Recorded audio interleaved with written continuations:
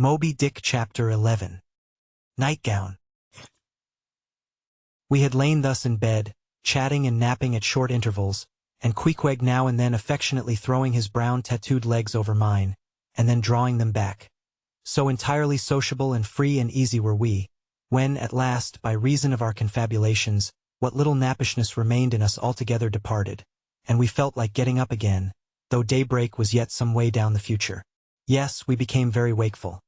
So much so that our recumbent position began to grow wearisome, and by little and little we found ourselves sitting up, the clothes well tucked around us, leaning against the headboard with our 4 knees drawn up close together, and our 2 noses bending over them as if our knee-pans were warming pans.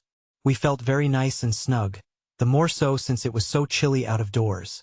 Indeed out of bedclothes too, seeing that there was no fire in the room. The more so, I say, because truly to enjoy bodily warmth some small part of you must be cold, for there is no quality in this world that is not what it is merely by contrast. Nothing exists in itself. If you flatter yourself that you are all over comfortable and have been so a long time, then you cannot be said to be comfortable anymore. But if, like Queequeg and me in the bed, the tip of your nose or the crown of your head be slightly chilled, why then, indeed, in the general consciousness you feel most delightfully and unmistakably warm. For this reason a sleeping apartment should never be furnished with a fire, which is one of the luxurious discomforts of the rich. For the height of this sort of deliciousness is to have nothing but the blanket between you and your snugness and the cold of the outer air.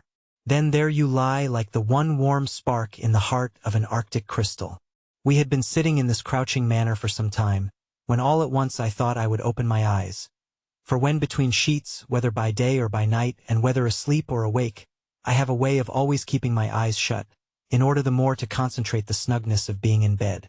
Because no man can ever feel his own identity aright except his eyes be closed, as if darkness were indeed the proper element of our essences, though light be more congenial to our clayey part.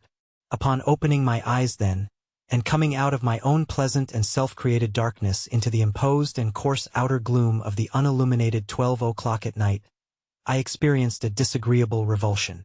Nor did I at all object to the hint from Queequeg that perhaps it were best to strike a light, seeing that we were so wide awake, and besides he felt a strong desire to have a few quiet puffs from his tomahawk.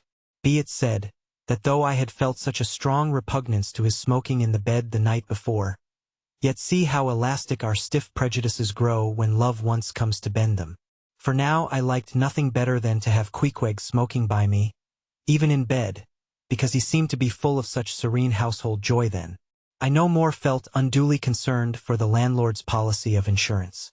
I was only alive to the condensed confidential comfortableness of sharing a pipe and a blanket with a real friend.